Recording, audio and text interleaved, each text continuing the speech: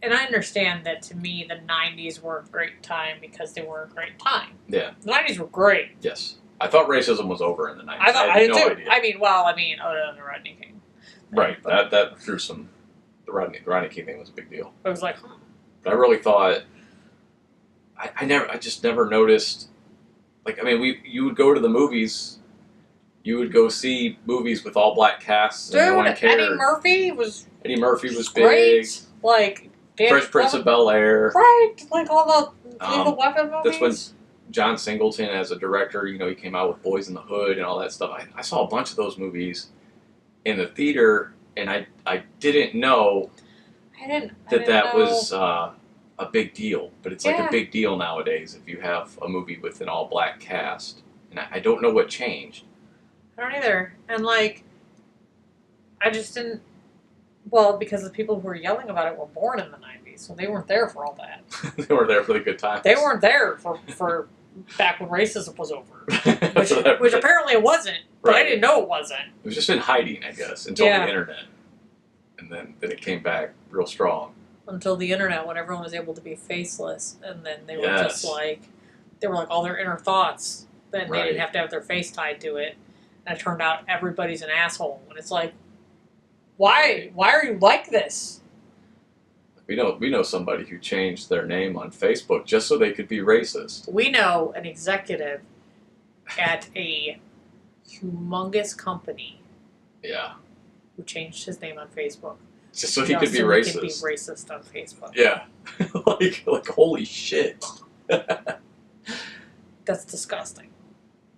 Yeah, but again, if you would just bring in diverse writers. I think it's more it's more important to actually go to the creaters, the writers and the artists, behind the characters. Get better voices there, basically. Yeah. And get their take.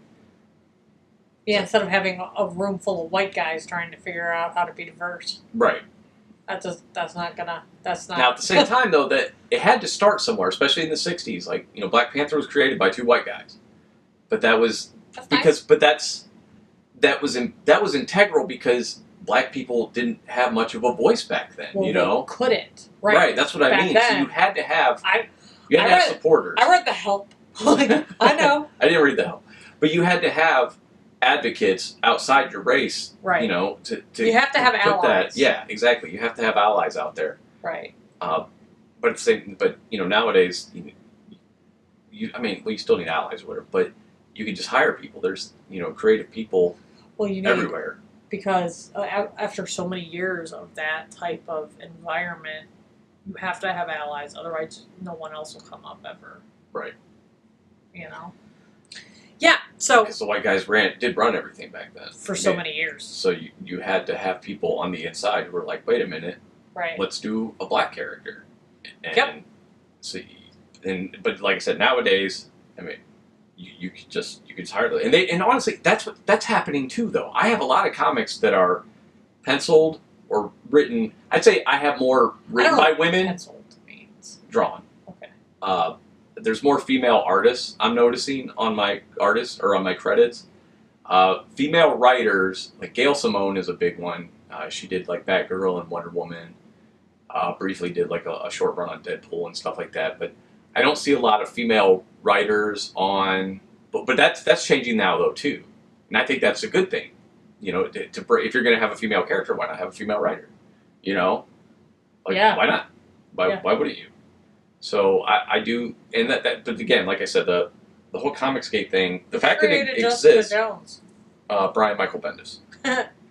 But he also but again, you need advocates. He created, and that's how he created. He didn't create her in some skimpy suit or anything. No, he was like, she was a down to earth. He's like, she needs jeans, a tank top, and a leather jacket. Right, she was the anti-hero, truly an anti-hero all the way through. He also created Miles Morales in the Ultimate Spider-Man universe, which is the half black, half Hispanic Spider-Man. I know who he is. But again, he didn't. Listeners, that's right. Yeah, that's right. We have an audience.